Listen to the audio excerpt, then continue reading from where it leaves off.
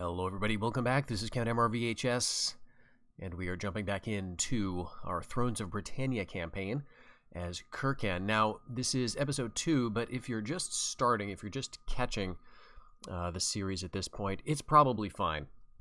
In episode 1, there was a lot of ranting. There's a little bit of discussion, let's say, tangential to the actual play. So we didn't get very far. We ended one turn. You missed one battle. And so this is actually really where things are about to get interesting. Before we jump back into the campaign, I do want to take advantage of this sort of load screen here to talk about maybe one or two other things we didn't discuss yet, some features of the faction and the culture in general. We're going to get some weird quests here eventually, probably not too long. We're going to get some Stone of Destiny type missions, and this is without a doubt the most annoying faction feature in Thrones of Britannia. This is going to send us to random settlements that are really all over the map, and I don't know if there's a lot of rhyme or reason to it. Usually when I'm playing this faction, I just ignore these missions because it sends you, fighting. You have to capture settlements to get this Stone of Destiny. And it gives you different benefits, I guess, if you do it, but it's like a massive practical joke on the player because you have to go through like 5 or 10 different settlements, and every one it's like, okay, you're getting closer, but not quite there. It's not actually here, but we're sure it's over here next time. And all the while you're just screwing up diplomacy because you have to conquer some settlement that's under the command of some other faction across the map who you may have had fine dealings with. So it's best usually to just kind of ignore it, to maybe do the missions as they seem appropriate for you to do, if at all. I don't think the benefits are that spectacular anyway. I could be wrong there, but we're not going to make this a big sort of feature there. The Gaelic kingdoms in general, they are a weird faction because raiding is one of their benefits, but raiding in this game is okay. It's not huge. So it always feels like a bit of an afterthought. You could leverage it, though, by taking your family members on, these raid expeditions. Well, I say expedition, get them across the border with the faction you're at war with and just put them in raiding stance. It's a little bit boring, actually, how raiding works in these games. But, it's something, I guess. So you get better bonuses when raiding. That can actually help with your legitimacy, which is something that we didn't talk about last time. The fact that you can raise legitimacy by raiding enemy factions. So that is something to kind of, I guess, keep in mind. If we're ever in a position where we feel like we can spare a family member and, a tiny stack to just do some raiding, to get money, to get food, and then also to increase our legitimacy, that can be a useful tactic. This also shows us kind of where we are.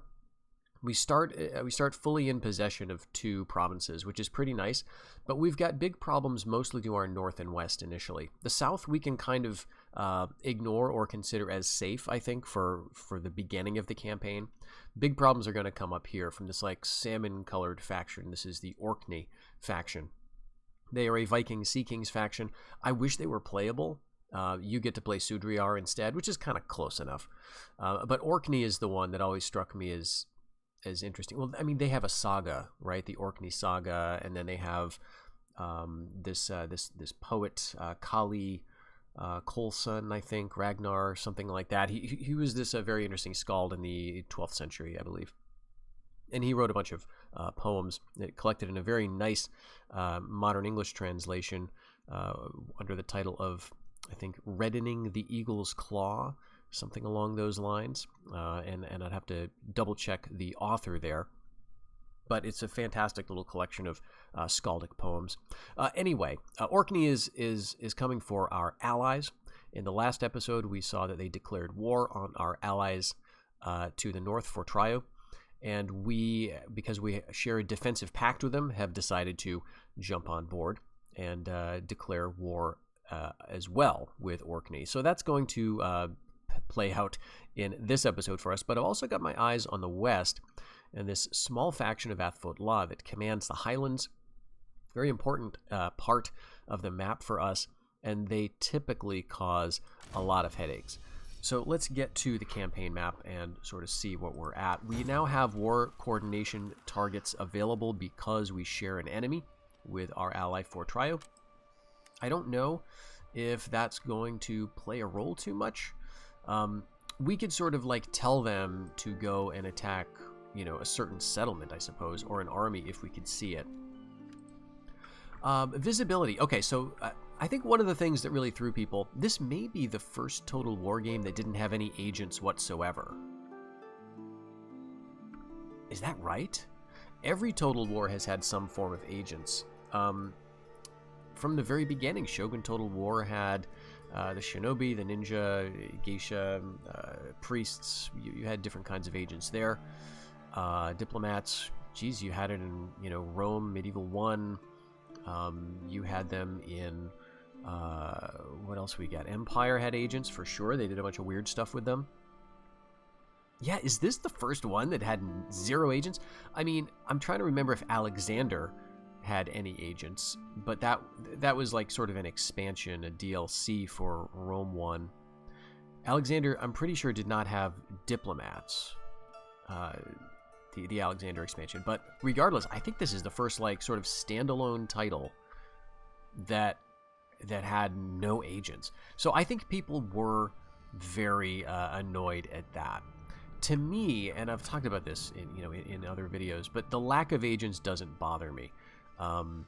Because I always found it a little annoying to manage them all, especially with a game like Attila or Rome 2, where they gave the agents a lot more things to do and a lot more power, and then it became a race to make sure that your armies weren't getting stun-locked on the map by enemy spies who could just like poison their food supply or whatever. And that was like a real threat, and so you basically were forced to train up your spies, and it was just... The level of abstraction, I think, was too... it didn't match. It wasn't a good fit for the campaign, I guess, scale, in my opinion.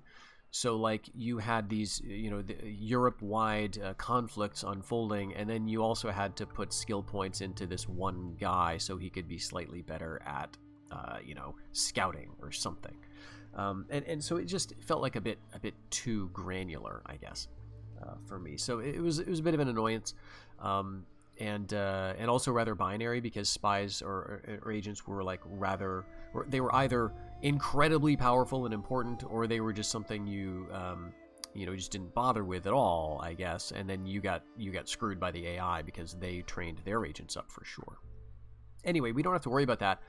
It certainly would be nice to get some visuals here on this faction, but we don't have it. What we do have is visuals on factions we're trading with, and factions we're allied with. So we have some alliances with Fortrio and with Athfolkla here, so we can see all of that. We have trade. Actually, I don't know if we're trading with the Strat-Klut faction. Let's take a look at our diplomacy. We definitely have a friendship agreement with them. We are declaration of friendship. Oh, that's right. Trade happens automatically in this game. Yes, there's no trade pacts either. So that's another thing. I mean, there's a lot of features from other Total Wars that didn't make it into Thrones of Britannia. And, it really, the early release of the game became sort of a contest of, who can spot and enumerate the gutted features. Which, there's a point to that, but to me, Okay, so we're trading with them, which means that that we can see, to some extent, we can see along the trade route to their capital. And so that's going to also be the case for, like, these guys, right? We're neutral with them, so we must have some kind of trade route. Yeah, this is ours here, which theoretically goes all the way around here. You trade with factions that you're neutral with. And so you have a line of sight along those trade routes. And so that does give you kind of a decent vision, I guess, of what's going on. But when you're at war, or you don't have any relations at all, then your visibility is less. Visibility has never been a huge problem in this game for me. Okay, let's just double check. We had last time some loyalty problems. We still have loyalty problems, but the loyalty of Rigan is now at a 2, which is quite the gift, right? It could have been much worse. War is what we do best. So do we want to do a coordination? Do we want to encourage Athfolkla or Fortria rather, to attack in a certain way, or just kind of leave them to their fate and hope that they at least do some damage to Orkney, because ultimately what we do want to do is get this territory. But one thing we could do right now, and I think we would have to do it right now because we have exactly 20 legitimacy, is we could try for an annexation of Athodlan. So if we go here, annex sufficient. So this is the kind of thing that I always, not always, but very frequently do in a Circenn campaign. I think a lot of people miss that this is an option. But we could do this right now. We could just sort of propose the offer and we could inherit all of their territory, their family members, and their armies. And we would just get it. That sounds awesome. But we would also be inheriting a debt, both in terms of money. We would have to pay for all of this stuff, as well as food. So some buildings also have a food upkeep cost. So we can take a look at that. By just grabbing one of our settlements here. Where's the capital? Yeah, like this one. Typically, capital buildings cost food. So you see this one, it's got a -15 food production. And this is going to get worse as we upgrade the building, -30 food production. Now, the reason for that, you could say, is that to some extent, this is one of the only, this is the only settlement type that provides a garrison. Right, like these large settlements. So some of the buildings that you build here, especially those that are associated with a garrison, will have a food cost associated with them. So if we were to upgrade to this level, we'd get more units, but we would also be, we'd get, like, see, it'd be a total of 1 extra unit, but we would also be -15 food. So you've got to imagine some of this is going towards the cost of the garrison, some of it's going towards the cost of just like servants and so on. This is a more permanent kind of settlement, right? Like these larger settlements, these capitals of the regions, than these are. And so these will almost never have any food upkeep cost associated with them, the buildings you can build here. Maybe there's some industry buildings that that are not coming to mind at the moment. But basically, the outskirts, and this is a very interesting dichotomy, I think Thrones does this better than any other Total War game I've played, is that your outskirts, the outlying settlements, are the places that provide the wealth, the food, the resources, and your capital settlements are the strongholds. This is the place where you're going to have a siege. This is the place where you're going to have a garrison. This is the place where you can do some kind of like specialist buildings that typically sometimes have some trade-offs, some negatives as well as some positives. But these outlying settlements are vulnerable. So there's no garrisons here. And I don't think I properly stressed that in episode 1. These outlying settlements have no automatic garrison. So if a single family member of Orkney comes down here and lands at Rosquisine, he can just take it, right? There will be no battle. He'll just take ownership of the settlement. And this is where a lot of people rage quit Thrones of Britannia, because this is also a very unusual thing. I can't remember how Empire was set up, or Shogun 2, but there were this sort of a concept in those games of outlying settlements that you could raid or you could somehow damage. But really, I think this confused people because this was the first game where it sort of treats it like a settlement. You can garrison guys inside here. Will not fail you. Like this army is inside the settlement now, and because of that, they're getting a little bit of a bonus to replenishment. Not much, but a little. And because they're in the settlement, we can do things like recruit units here, which I can't do outside unless I'm in a fortified stance. So for a lot of people, they feel like, okay, this is operating like a town. And in every other Total War game prior to this, when an enemy appears to a town, they have to siege it, right? And if they want to assault it, there'll be an automatic garrison provided for them. Well, not in Thrones of Britannia. And I'd argue that makes a lot of sense. I think this is the most zoomed in map of any Total War game, right? This is the sort of the largest scale or the smallest scale, however you want to think of it. There's a lot of settlements here, and so the idea that you would have every one of these places, this is literally a farm. That's what it is. There is a farm here. This is literally the first level. It's land clearance, all right? There's not much going on here. When we upgrade it, it will be communal fields. So we're talking like a village, right? There's not a lot. There's not like a stable of warriors just hanging out. Same thing here. In Rinnan. Where's that one? Oh yeah, Aberdeen. Right, Aberdeen. We've got sheep farm, right? Sheep pasture. We've got a beach trader, right? This is not going to have a garrison, especially in this time period. So I think this is perfectly historically accurate. I have no problem with it. I mean, I'm going to be annoyed when I get invaded and you know, I lose some of these settlements inevitably. That's going to happen. You're going to lose some settlements. But that's, I think, the genius of this game's setup, is that you've got the central places where you will have an automatic garrison, where you will have these larger fortifications, where you can further garrison troops to make these big epic siege battles, which do make use of some interesting, innovative, and very different map types. But you can't just hang out here, because not only do some of these buildings cost food, but the vast majority of your food is coming from the outlying settlements, the farms and the fisheries, right? And if you lose these places, which you can very easily, to a very small raiding party, they will declare allegiance for whoever conquered them last, then you're going to be hurting. So I really like this feature. I think it's a brilliant feature. Anyway, the question we have now is, do we want to annex? And I think we're going to give it a pass. Now, the problem is we can't really wait a turn and like do it next season, because we will not have the legitimacy next turn. This automatically decreases over time if you do nothing. So this is our one and only chance to annex for Trio, and I don't want to do it. It gets you into a lot of trouble, and so we'll kind of play it slow, but I will do a coordination effort. Let's try to help them out, because they tend to crumble pretty fast. Let's see, for Trio here, how do we shake off the dust of the road and sit beside me? Where is the sort of attack enemy faction thingy?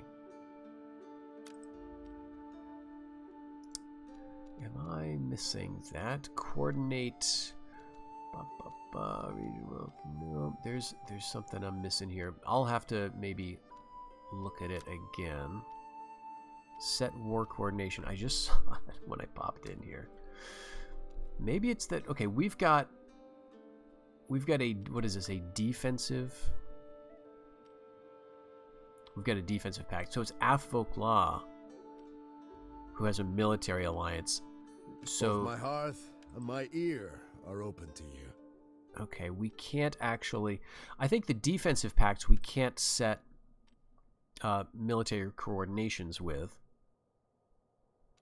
I could try to annex this guy, but it's not going to work. So these are the only two factions you can theoretically annex as Circenn. Okay, so do we want to try to get them involved with the war? They probably won't, and then that's going to just piss them off further. Okay, they actually like that we've got a diplomatic marriage with Strat-Clut. That's interesting. Shake off the dust of the road and sit beside me. They're not going to like this. Yeah, insulting. Okay, so we're just gonna be okay. Here's the button. Okay, so yes. How about we go for this settlement? Now, I also like this map, although zooming in is kind of a headache. But the little symbols you can see. So this is an abbey, and that tells you what this settlement has. This is not the capital. This is the capital of this province. And so if I tell them to take us, they're going to get the abbey. I kind of want this one because this has a lot of food. Torfness has both a farm and fishing. That's going to be very profitable, but I do want to make sure that the big Orkney army is not going to be around. So I'm going to give them an easy target, and we'll see if they actually follow through on that. I think that's probably going to be all. We're losing a bit of money now. Do I want to invest in anything in the meantime? We should probably upgrade something. So I've got my army here, my big king's army.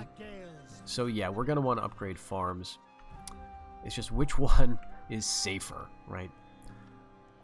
Let's go with this one. Let's go with Rinnan, actually. Yeah, because it feels like it's further from the sea, which I think is better. All right, that's going to get us, another 30, 40 Food, no. Another 40 income, another 15 food. So that's another unit. Let's just stop there. Get some replenishing for the armies we have recruited. And then, of course, see what Orkney's going to do. We will share some visibility, of course, with Fortrio. So we should see the Orkney armies coming out of the mist, but I'm thinking what they're going to do is get a big fleet. So typically we see something coming down here. Okay, North Layout, there we go. So this is Orkney itself, and they've got a 16 stack. The coloration here of the icon next to the number 16 suggests that this is not a very well replenished army. So they've got a lot of units who are at very small sizes. They just recruited them. They need to muster. Okay, here's the Stone of Scone. You hear tales of an ancient stone that once marked the boundary between two tracts of land, but was recently toppled in a dispute over grazing rights. The underside of the stone bears a strange runic inscription. Your scholars are eager to examine the stone, so you send them to take a look. They return with news that the inscription refers to a second, different stone. The Stone of Destiny is a long-lost treasure said to be imbued with great power. Any ruler who possesses the Stone of Destiny will have their kingship blessed by heaven. Your wise men say the boundary stone indicates that the Stone of Destiny is to be found at a distant settlement, which you should occupy while you're in search for this wondrous artifact. So Keldaltaine is the settlement where we can supposedly find this Stone of Destiny, and the reward we're going to get is some supplies. So we would get 6 turns worth of a supply bonus in our own or allied territory, and we'd get 3,000 in our treasury. So that's not actually bad. We've got just over that now. But Keldaltaine is in, where is that? All right, we got some traits. That's all fine. Keldaltaine is down here. And this is the problem. Like, I don't want to necessarily go to war with Galgoidal just yet. Sure, eventually we're going to come over here, but this is a long, long way away. I mean, it looks like it's not very far, but they've got a sort of a nice choke point here. What is this?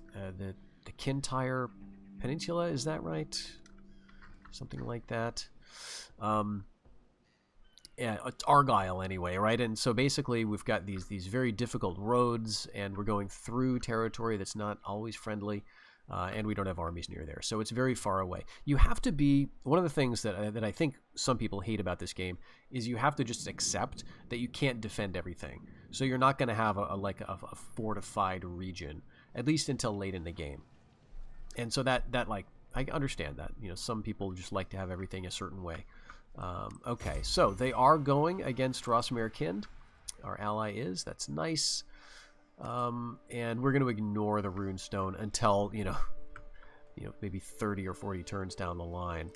Okay, so some Irish factions are at war, and some more Irish factions are at war, basically.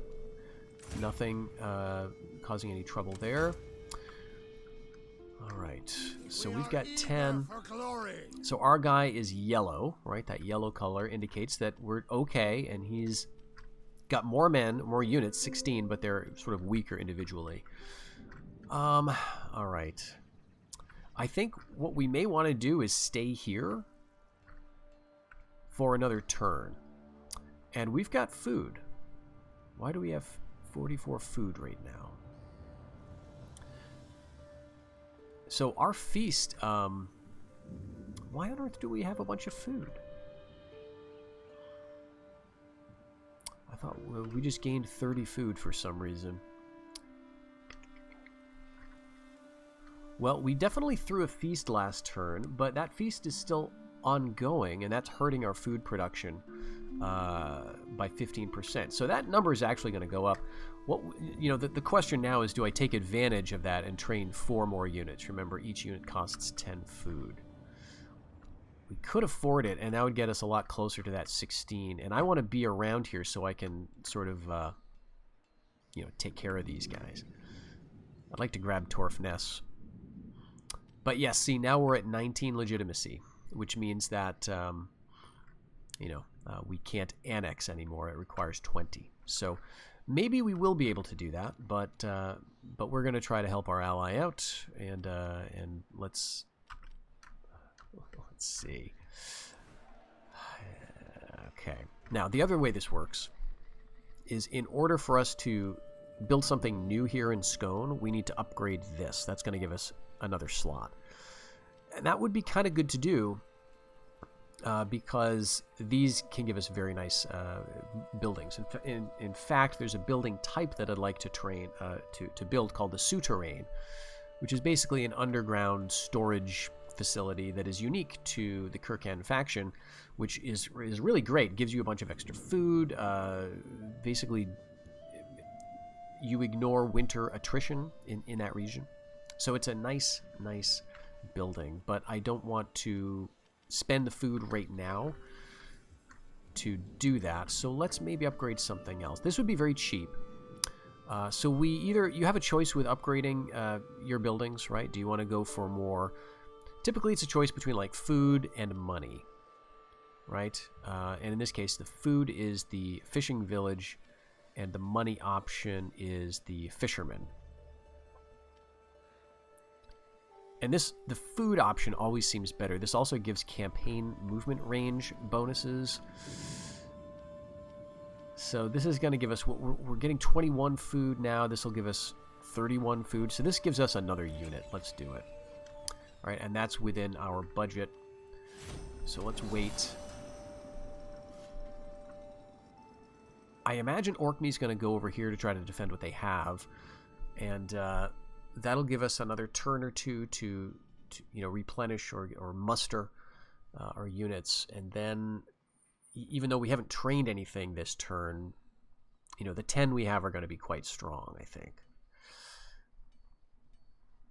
And, the other thing is this game does allow you to pull off some very nice victories. Which is something I feel like some of the other games are not super well suited for. Like, I don't know, maybe I'm reading this way incorrectly, but in Attila, it's like there are some battles which are just like a foregone conclusion.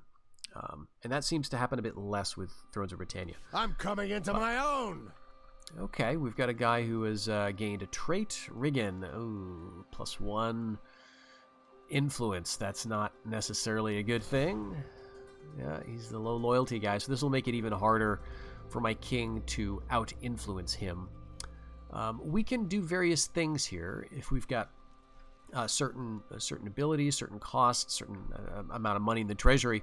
We can try to lower this guy's influence. We can try to increase his loyalty. We could try those things. Okay, so we've lost a common enemy with our allies. Why is that? Oh, that's because they got it. Okay, good. Good for you. So now we've got this. And why does it look like you guys are aimed right at me? None shall stand against us. All right. Well, we've got 2 more seasons before we get the fields built, but that's going to give us, another unit or so there.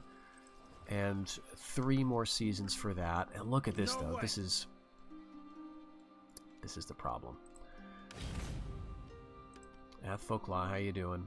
Okay, it says it's improving, but these guys are untrustworthy. He's 46 years old.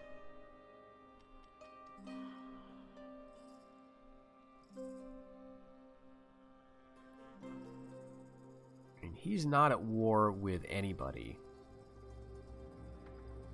But we're just coasting on some good favor for now. It's just... it's not going to last. Okay, I'm going to go... and notice they decreased some units or merged. They had 16, now they got 13, so they're kind of grouping them together. We can't. Don't know what they have. Our warriors are unparalleled. But we could get 4 more units here.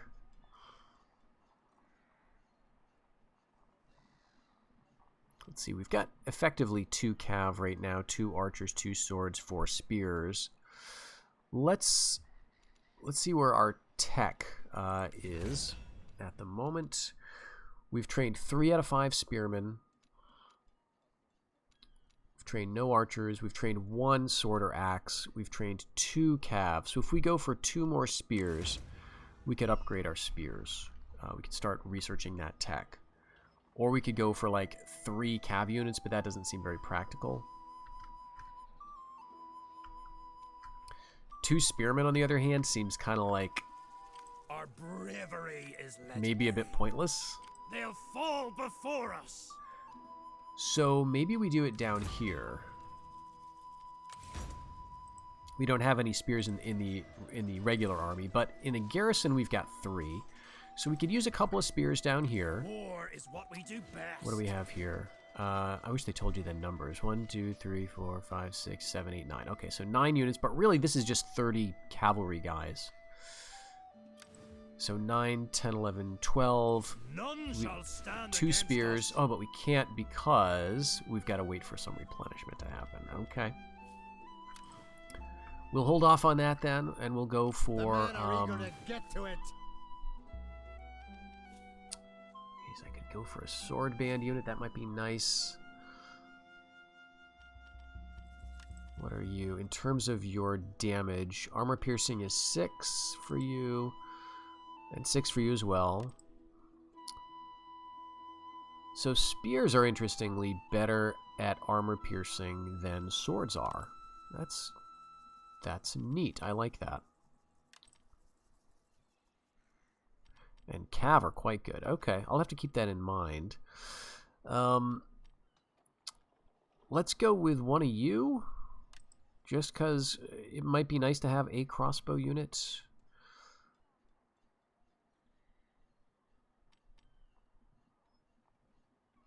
And a javelin unit. Those guys are cheap. It's a little risky because these having a lot of ranged units, the morale is not great, you know, and so you can run into some trouble there. Okay, now I'm feeling good about building my farms back inland. But let's see, we could maybe do another coordination target, and we could just, jeez.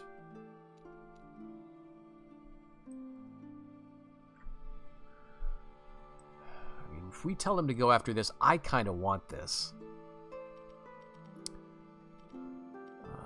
For Trio. Well met, friend. Could we go for Let's talk. military alliance? That's insulting. What about military access? Intriguing. Okay. So if we were to pay them a gift of 300... That's intriguing. No.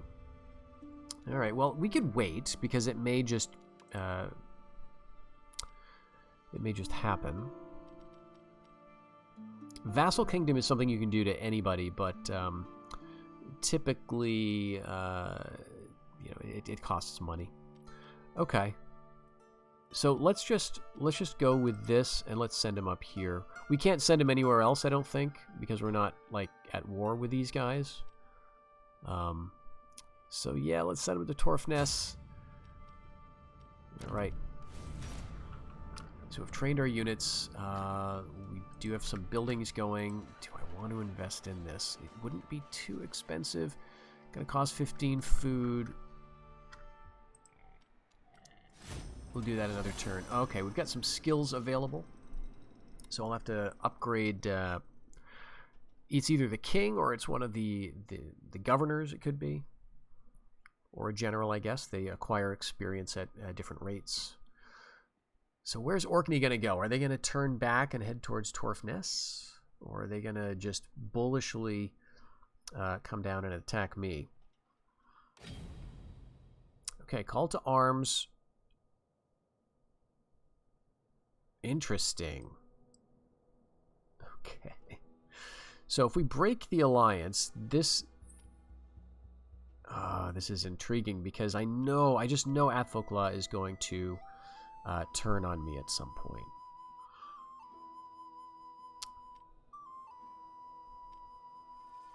But and this is all rich, nice territory too. This is also, some of this is very hard to maintain for for North Leod. They tend to get squeezed by the Northumbrian Viking faction and by Stratclute. So they tend to lose this stuff. But like it's like fishing. There's a port here for money. There's an abbey. So there's some nice, relatively easy targets here. Furs, that can also have food production, I believe. So it's kind of tempting. But the problem is, I don't even know how they got war declared on them. But I think we might break the alliance here. This is going to hurt our legitimacy, though. But I think what's going to happen is if we side with Athfolklaw and then we're at war with North Leod, right? Notice how they're getting us into trouble, right? Because we're at war with Orkney. They've got a ship up here and could be heading our way. And so if we all of a sudden have to defend on two fronts, Athfolklaw can just swoop in and be like, oh, okay, now we're going to besiege your capital. And so that could be a big problem. So I'd rather kind of keep these guys on the neutral side, I think. When our only choice is to declare a war with these guys or to break the alliance with these guys and basically invite a war with them.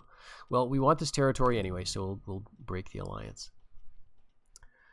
Oh my gosh. Okay, they are heading back west.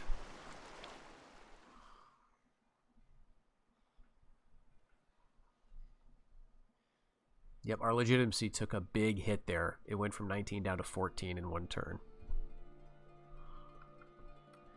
Well, that's cool. You know, I also like the abilities are growing. Yes, okay, so we've got Wicking Raiders approaching Britannia from the south. That's so far away that it doesn't matter. Okay, Gwynedd calls the Welsh factions to fight back against Merce. That's fine. And Aelin, oh my gosh, he has lost a point of loyalty. Let's see. Okay, that's actually doable. He's a governor. That's not a problem. So yeah, I like the diplomatic challenges that this game provides, and I've not really experienced much like it in other Total War games. I think that's what I'm saying. When the battles are fine in this, if you can stomach the Warscape engine battles at all, then the battles here are fine. They're not awesome, but they're okay. They're serviceable. And with regard to the campaign, I think there's lots of interesting diplomatic and strategic challenges. So that's kind of what I'm looking for. All right, so we broke our military alliance with Athfolklaw. North Leod and Athfolklaw are at war. Now, they've still got 14 guys just hanging out up here. They don't share a border, and it doesn't look like they have any armies ready to attack North Leod. And in fact, Strat Clut looks like they may be... I don't know, are they attacking or are they allied with these guys? All right. And Fortrio's mobilizing against Orkney, so that's good, keeping them distracted. I think we got to deal with this at some point here. So let's go to our skills, because we've got now 2 units, 2 governors that we can improve. So Fothad is the governor of Circenn. He is decent. He's got okay governance. This is not a huge deal. His zeal is just fine for where he is. And, okay, strategist. Yeah, strategist. +2 siege holdout time. That's actually nice. And he is Circenn, so he is the commander of Scone, which is nice because we may be under siege soon. He's got actually very nice little traits here. So what do we want to do? We could go Siege Engineer, which is going to increase siege holdout time even further, which might be helpful. We could buff up his loyalty. I don't think he needs it. Quartermaster is useless because he's a governor. Pillager, same thing. I mean, -2 enemy morale actually would be kind of nice, because if we're attacked anywhere in that province, then that could help. Forager, yeah, Forager could be okay, but I don't like to build up Forager too much. Like, when I first played this game, I thought, awesome, this is giving me food. Every step, it's giving me 5 more food. And then there's like a nice big jump here for 15 food for the last one.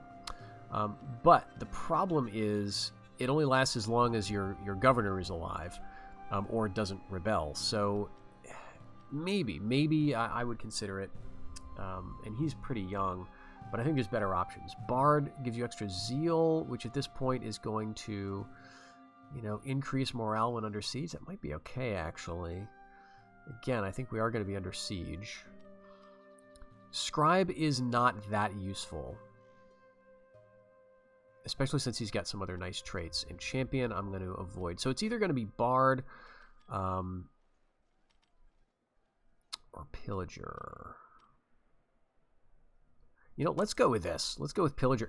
I've never done it on like sort of a defensive character, but I feel that we're going to be attacked. And Aelin is the governor of Monath. So this is up near Aberdeen. And he's got some nice traits. Industrious, plus 5% farm. Okay, noble is influential. So that does hurt his loyalty a bit. He's 38. He's trustworthy. He's harsh. So -3 public order. That's not great. This is a little less likely to come under attack, I think. So the bonuses from Bard are probably not going to be as relevant. The public order could be nice maybe to offset this harsh penalty. But let's see, how bad is the public order now? Okay, 4.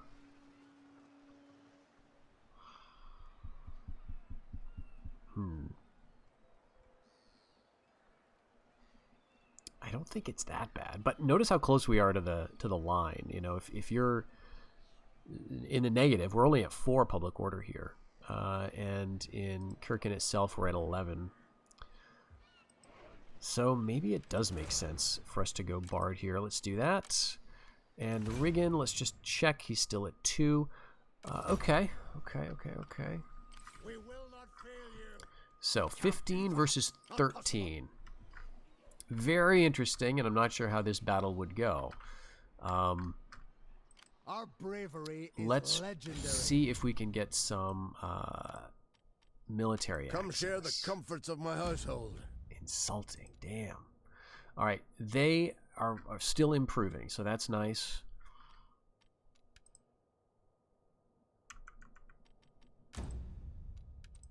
Wasn't this intriguing, though? Military access, I think, last turn. All right, what about Athfolklaw? Is there anything we can do here? Because, you know, it's deteriorating. We're trading with them still. We're neutral. We're not at war with them. But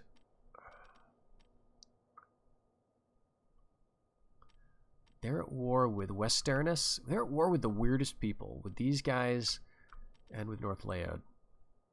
Doesn't make a lot of sense. They're not at war with Strathclute. What about Strathclute? Strathclute's got no allies or enemies. They're just happy with us for now. Galgoidal is actually improving with us. They are a Sea King faction, but they are liking us because we're hurting... Sudriar? That's very weird. I guess Sudriar is relevant because they're allied with Orkney. Okay, so we'll just... we could get in the boat. So we don't have military access, right? So we can't just walk through their territory without diplomatic repercussions, and I don't want those repercussions. So it might be time to get on the boat.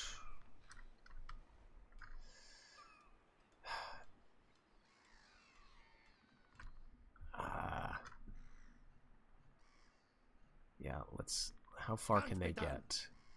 Okay. Our every foe shall fall. So, we are kind of replenishing, which is weird. I don't know how we're mustering people, but let's imagine that little fishing boats are coming out to our fleet and are supporting our men. There's no food up here, but there is in Thursa. There is fish. So if we needed to get food, we could grab it from here. I'd like to grab it from here. So what I kind of want is, I don't know, these armies to knock each other out, for Orkney to keep this. But we'll see. We're at least going to get into a position where we can swoop over there. And here we may be able to train spears. Right, let's get 1 spear while we can. And did we finish building anything? No, 1 more turn. So how about this? Since we're going to be gaining some food, let's invest in a great hall here for the garrison. That's going to take 6 seasons. But also for the freeing up of a new slot. And I think the feast penalty is gone now, so we are producing a decent amount of food again.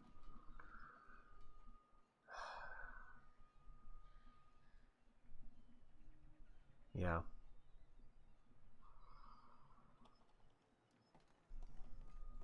If we even get to Orkney territory and just start raiding with our army, we can start working up legitimacy, which will help with some things.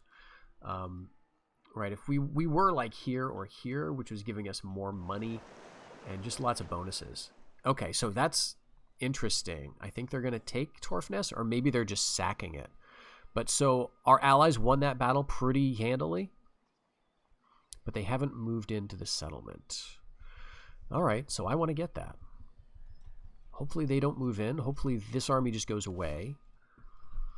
All right, what do we got? Our communal fields in Rinnin are finished. Riggin likes order, +2 command. That's pretty good.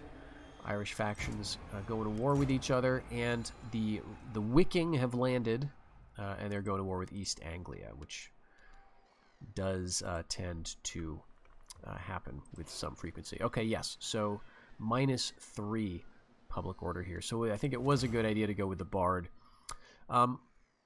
We could spin the wheel here and see what kind of a wife we could get for some of these guys. It costs us a decent amount of money, but it could be very helpful. Occasionally, you can get a wife with some very nice traits. This guy's got such good command that I do want to preserve his loyalty. So let's try a wife. This doesn't cost too much money, 480. All right. Beautiful. Perfect. Strict. This woman is a harpy. She demands that the rules are observed to the very letter. +1 command for her husband, which just augments, what is that, +8 already? +1 zeal for her husband, and +1 loyalty for her husband. Absolutely. So now we click off and click on again. He's at 3. We don't have that low loyalty message. Look at that. He's at 8 command. That means if he levels up, we are actually within spitting distance of getting all the way to 10, which is quite rare in my experience. So that is beautiful. We could also attempt to buy him off or decrease his loyalty, which or his influence rather, which could theoretically allow our king's influence to exceed his, which would therefore increase his loyalty by 2, right? Because he's getting a penalty of -2 right now because he's got more influence than the ruler currently. So if we work his influence down, then that could be a good thing for us. The problem is these both have negatives too, and this is, again, something I really enjoy about this game. There is complexity to the political actions. There's not a lot of political actions, but they do have pros and cons, you know, and you don't know whether it's going to work out all the time.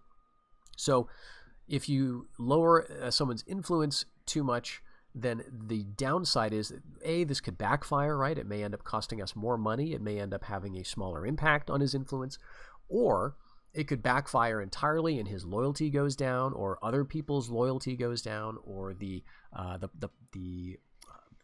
other factions in the realm increase their influence, and that decreases public order in all sorts of places. So this can be a risky move, and this can be a risky move because once you start paying people off by securing their loyalty through money, then the others tend to demand for the same.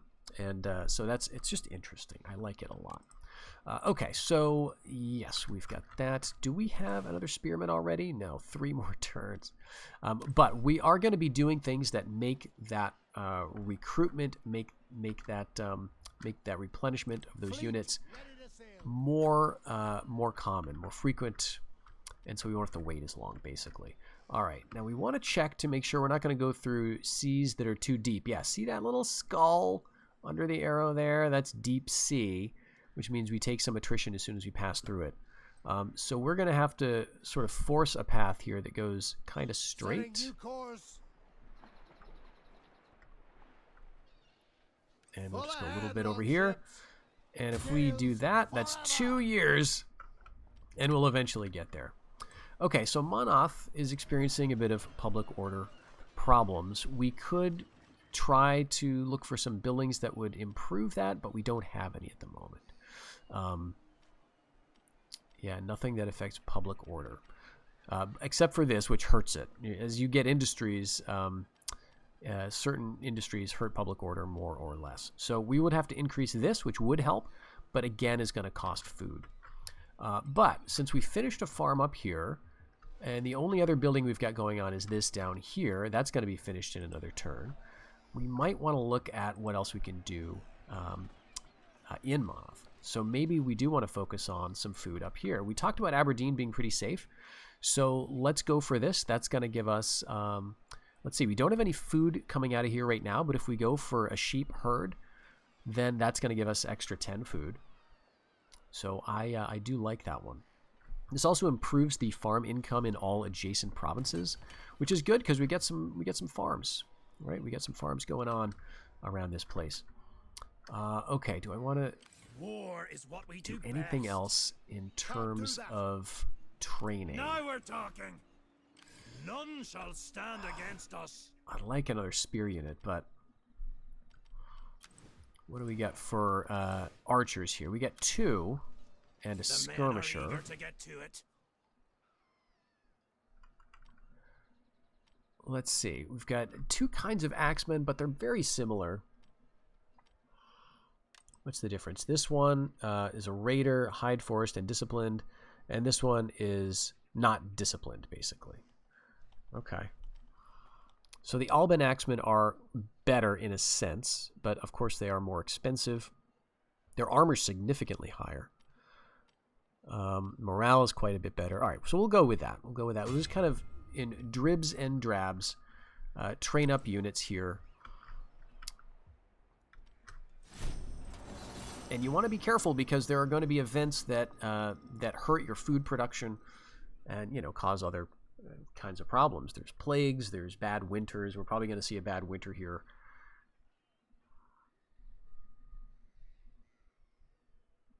And if we lose a settlement, a village or something, that can just be catastrophic. So we've got a nice little buffer of food here at the moment.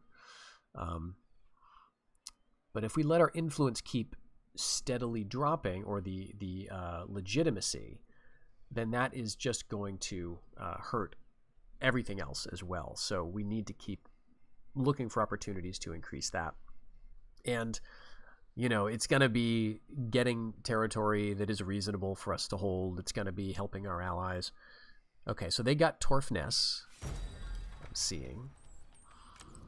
All right. And okay, so Orkney, this is a good sign, I think. They're building a tiny little army way up here in Latharn. Oh, okay. Interesting. So we've got a big old army, kind of Sudreyar coming over the mountains. And hitting Loch Ness, basically, right? All right. Well, they've got like 8 or so units in there, and they might be able to hold out against this siege. But they've already captured Inverness. Oh, this is interesting. So Iron Veins, I don't necessarily want to capture this because it's going to give me money but no food, and it's going to hurt public order. So that's going to be difficult to hold, but maybe I want to stay in the area. On the other hand, I'm so close to getting up here and like doing a sack. So maybe that's what we want to do. Yeah, notice how they take you through the bad water. So we want to stay in the shallow water. Nope. Advance the fleet. Get them now. All right. So yes, we're going to attack there. This is just a village, so there's no garrison here. It's only what they're going to have. We finished our fishing village down in Kirken. And, okay, there's no war coordination targets at the moment. I think that's okay. I don't think I want to send them to the north, but we're not at war with Sudreyar currently. All right, a couple of other wars that don't really impact us. So I'm wondering if we want to jump into that war. Maybe we can get peace with Orkney. Let's actually see. I doubt they would be open to it, and I don't really want it at the moment, but I'm just curious. Then they'll decide how long. Yeah, insulting. And we're not at war with Sudreyar, even though they are their military allies. So we could conclude this, theoretically. If we could get up here fast enough, you know, capture this, hang out here for a little while, replenish, get some food, get some more units, and then get up into Orkney. And then sort of finish that war, and then go for Sudreyar. But the question is, maybe we won't have the opportunity, because Sudreyar may have another army here that they could send and defeat our allies. Okay, so we've finished building here. We've got 4 turns for this, and we've got 3 turns for the sheep herd. So do we want to go for more food down south? I don't think so. We're at tier 2 for everything down here. And at Moneth, we're at only tier 1. So one thing I might consider here is Dare. This gives you extra agricultural estates, building a lord's fields. And it doesn't give us as much food as going with the communal fields would. This gives us 40, this gives us 30. So that's one fewer unit we could train. But I'm willing to do this because it does give us a bit more income. But more importantly, that extra agricultural estate is going to be helpful for our king, right? Because by default, when you get a new agricultural estate, your king gets it. And if we look at the estates real quick here, we don't have too many. We've got 3. Like every farm kind of gives 1. But if you build up the sort of the noble estates, the agricultural estates building, rather than just the straight up farms, then you get more of them, and your king is the one who's going to get them. So then it's like from there, your king can decide to pass them off to other people. But it'd be nice if he got up to 6 influence, right? So, and that'd just be more estates I can hand out if necessary. So I think that's what I'm going to do. In Deer, we're going to go with Lord's Fields. This also has an impact on replenishment. So it's going to make it harder for levy units, but it's going to make it easier for us to recruit retinue, which kind of makes sense, right? Because what we're doing is we're basically favoring the nobility. And so we're saying, okay, like the typical low tier kind of stuff. Like, let's see, what would that be? So this is like a levy unit. So we would get fewer of these guys, but more of the retinue, the Alban Axemen. This is retinue sword band. These are elite. So again, it makes it easier for us to train the elites. Our spearmen is going to be harder to train as a result of that, but I think that's okay. Okay, so they haven't trained anything else. It's probably time for us to go for one more. Let's go with an additional missile unit. We've already got 1 javelin in the garrison here, so that'll make an even 2. And let's check the tech. 2 of these. We just need 1 more spearman, and we need 2 more missile units. Okay.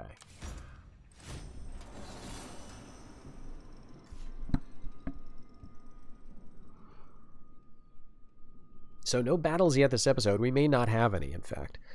Or we may have a tiny one here coming up. But that's okay. I like this. We could have had a crazy second episode here had I just annexed Fortrio right off the bat, but trust me, you want to be kind of secure when you do that. And so having a war with Orkney and then sharing a border with Sudriar would be really risky. What the hell are you doing? What? Okay, all right. We're getting our friends to come up and help us. That's okay. Okay, Gelgoidal. Wait, what? Oh, okay, no, Fortrio is attacked by Gelgoidal. Okay, good. Good. I'm going to enter the war on the side of the ally. We need to capture this settlement anyway down here to get the Stone of Scone, right? So we will enter the war on the side of our ally. I don't know if that's going to help our legitimacy at all. Probably not.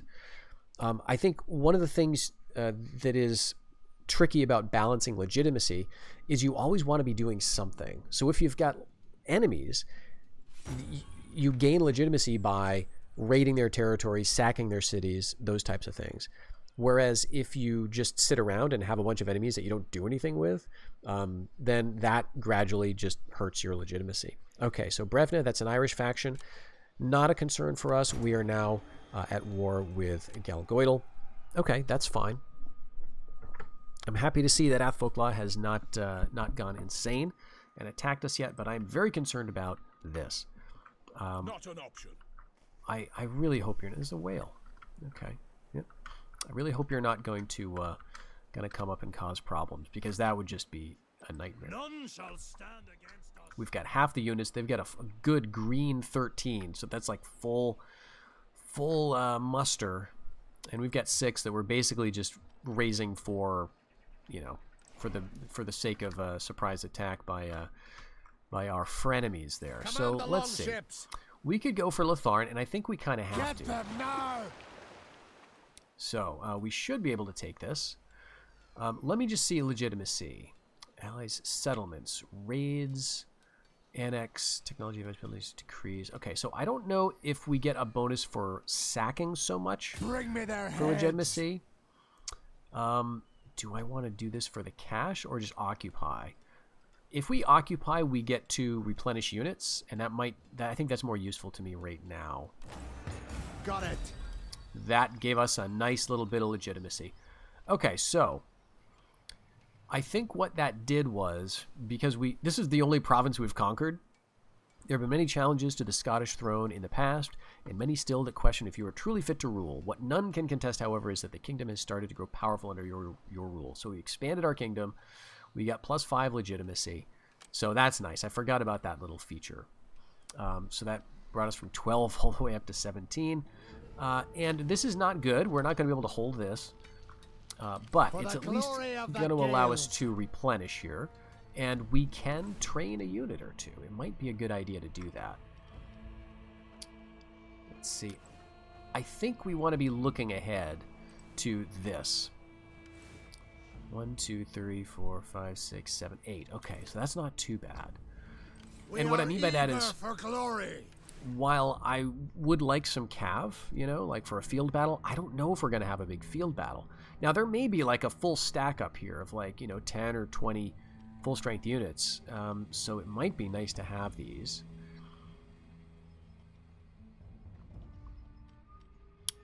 One more unit for some spears. Let's go. Jeez, we could go for a sword band, or we could go... We can't actually train black blades yet, but they're quite nice, actually. Let's do this, because I'm concerned that we will have to fight some tough, sea Vikings eventually. So we'll get them there. We can't move anyway. We may as well sit, replenish, get our strength together.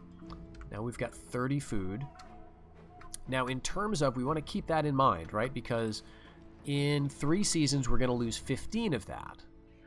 Because the upkeep cost, the food upkeep required for the Great Hall is going to increase by 15. So we're going to lose 15 there. But in 3 seasons, also, we're going to gain, what is this, 10? Something like that. And actually, we're going to gain another 10 there. So I think we're in pretty good shape. Now, I'm worried about this. If they come and start attacking, like this is so vulnerable right now, and it is providing 35 food. So if we lose this, we're in negative food, which is absolutely terrible. The men are eager to get to it. And, a way to protect stuff is to train more units. How close are we to this? We get 2 sword or axe units.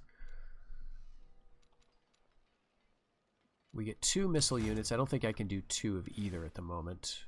Yeah, we could do 1 of you. Actually, we could do 2 of these. We could do 2 axemen. Geez, we want to do that? The bonus for this first node of melee is just you get wolfhounds, whereas the bonus for missile units is actually pretty awesome. Plus 25% ammunition, which is great because you do run out of ammo in the battles. -1 turns until replenishment for archer units, and then +10. Oh, we got to do this. Yes, we're gonna train. We're gonna train a couple of archers. That's gonna bring us down real close. I don't like the closeness to the food floor or ceiling or whatever, but I think we're gonna be okay. And let's get researching missile drills and tactics for damage or ammunition and our increased levels of replenishment. And of course, we've got a risk of rebellion in Kate because Kate hates us. -7 public order. I don't think we'll keep it, but this is maybe going to help. Oh no! All right, we're gonna do a nice little coordination order. And I'm gonna tell you guys, I can't coordinate you to get down here.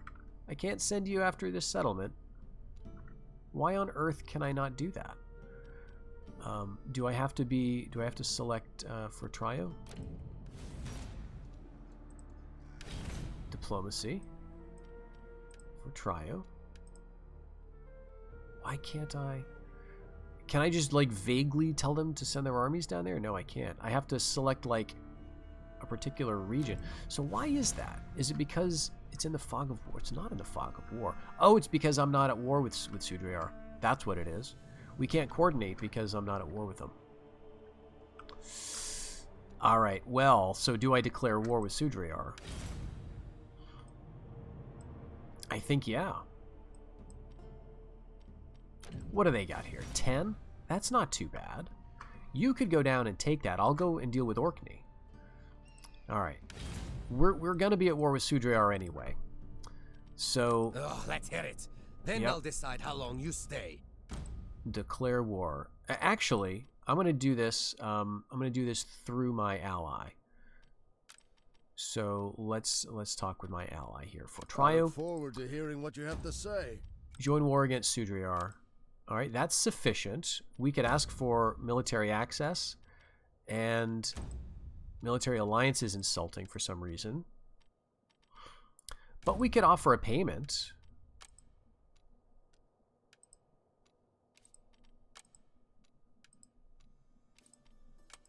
That's all I want to pay. Fight the war. Don't be its victim. All right. I'll take Pleasure doing business with you. All right, so now we're at war with Sudreyar. Okay, and now, yes, we can tell you to attack the Unending Tide, which is right there. Eric's army. All right. None shall stand. I just want to see what they're going to do. And see what Orkney's going to do.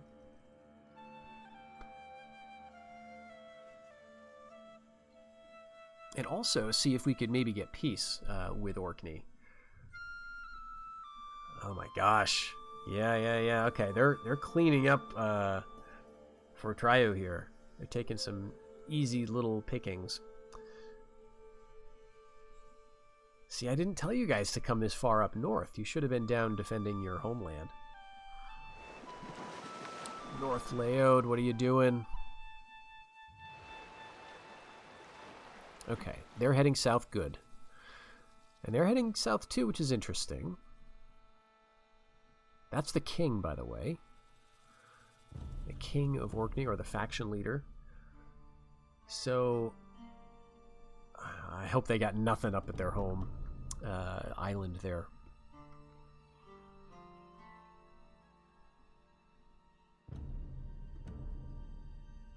Rebels. Interesting. Okay, Steinborg is destroyed. That's a faction like Middle England somewhere. Fothed. Okay, very nice. He is the governor of Kirken. Okay, we didn't actually need the public order there, but fair-minded is nice. Okay, so we'll take that. War declarations, Irish factions, and East Anglia. Okay. Well, there's trouble brewing. Inverness has rebelled. That's kind of okay. That rebelled against Sudreyar. And Sudreyar, this is the Unending Tide, and it looks like they're shaping up for a little clash here, but where'd they go? Okay, they're down here. I would assume that Fort Trio's going to win that one, but what I'm also seeing is maybe Orkney is interested in taking back Torfness. And if they are, that's only a little bit away from where I am. Are unparalleled.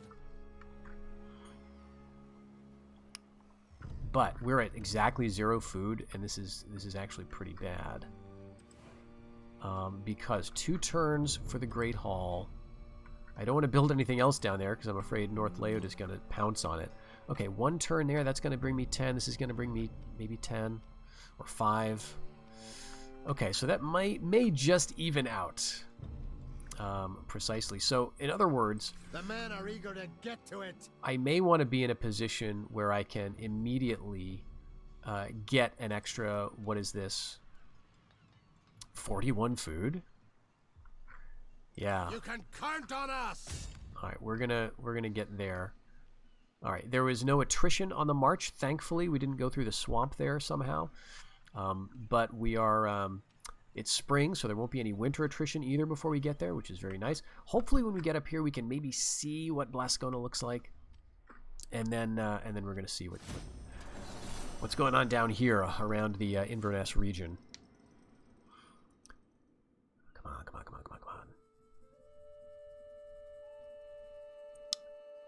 So I couldn't have trained anything in Scone even had I wanted to. Okay, interesting. Oh, should I be moving south instead? Sudrir is probably going to grab Torfness. That would be a nice farm to have. It's closer to my center of operations. Torfness is, I think it's farm and fishing village, which means you've got like a double amount of food there. It's got a port, something like that. Okay, maybe they're just on their way to attack Athfolklot. Maybe I want to foster some kind of relations with North Leod. Okay, what are they doing? Orkney may be going for it.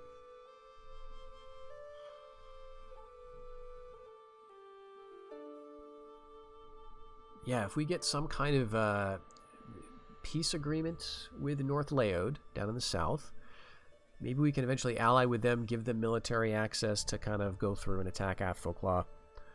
I don't know if they would do that though.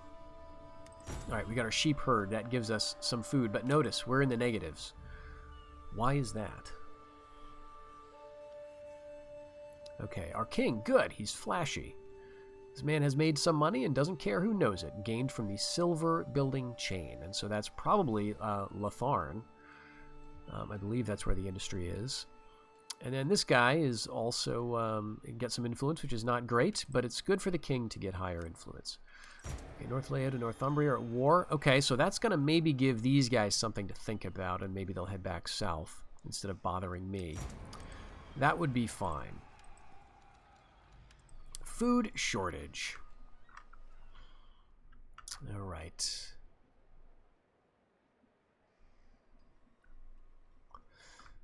Why are we at a food shortage? We were at 0 and now we're at minus 30. And we're going to be at less than that in a little bit. We're going to be making back some. We will not fail you. Is it because of trade? Like, I don't think we're getting any food from trade. I think all the food is just the sum of the buildings that you've got. And there can be events that affect the food. Right, so... But I think if we get this, we're going to be back. Full out. Immediately. Just occupy. All right. Boom. Okay, so we're back to even now.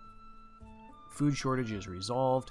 Leader's influence, as I mentioned in the last episode, the influence of your leader is important for things other than just loyalty.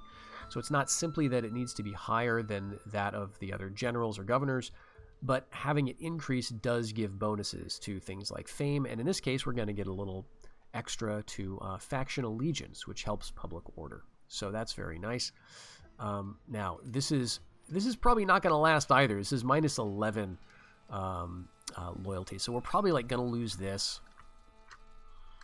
But now I can see that there's nothing up here. And they've got 5 turns before they build a building here, a Great Hall, which is going to give them another garrison unit. So I think we may be in a position now where we want to talk peace with Orkney, potentially. Oh, but this is, yeah, because this is bad. Maybe we can get them to agree to some kind of peace simply because we've got them on the back foot. Then I'll decide how long you stay. All right. Now this may not help my alliance with Fortriu.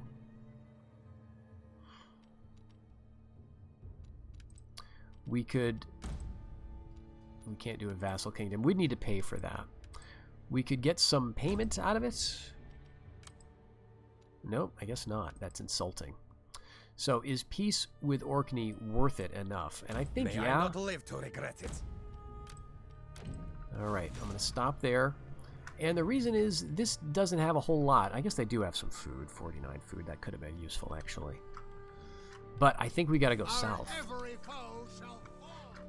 So what we will do now, and we're probably going to lose these provinces anyway, but we'll head back south because I think we need to help our ally here. And we got to figure out the food problem. We're going to get a little bit of income here next turn with the Lord's Fields. For the glory We do have 8 units here, so that's nice. It'll be glorious. But yeah, we're going to have to keep an eye on all of this. Because I feel like there's going to be some conflicts coming up here. We've got one node of conflict around Scone, where there could be a clash here between these two factions, or they could just attack us, or they could just attack us, but I think that is less likely than this faction turning south to defeat Northumbria, or engage Northumbria. And then a more active zone up here, where we do, I think, need our armies, because we could capture some more realistic food production centers. Yeah, look at this. A pasture plus fishing hamlet. And so that altogether is giving, 80 or so food just alone. So that is a really nice get. And if we can get down in here, all this is theoretically open for the taking, right? So, let's see. Is our... Never! The unending tide, it looks like they failed. It looks like our allies have failed. They attacked, but their army was lost. It's not in the fog of war, because we would be able to see it. So this is very bad news for Trio, and it means we've got to come down here to save the Heartland, because we picked to fight with Sudriar. So yeah, that's why I think I'm good with peace with Orkney for the moment. We'll come back down in the next episode and see if we can clean this up and maybe gain some nice land along the way. So I hope you join me for that. Until then, everybody, take care.